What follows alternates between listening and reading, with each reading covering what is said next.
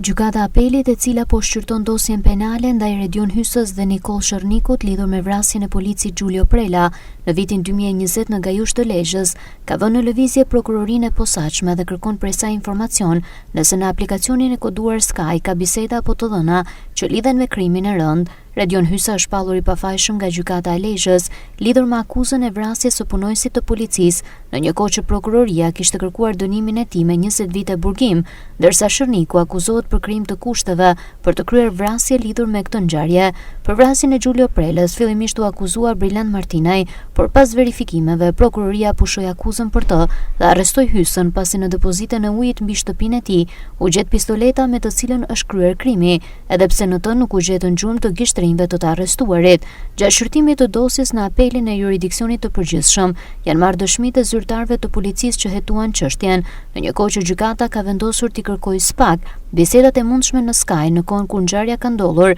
për të parë nëse ka persona të përfshirë në këtë ngjarje. Giulio Prela u vrat teksa kthehej nga Shkodra drejt Tiranës, pasi kishte shoqëruar një të afërmin e tij.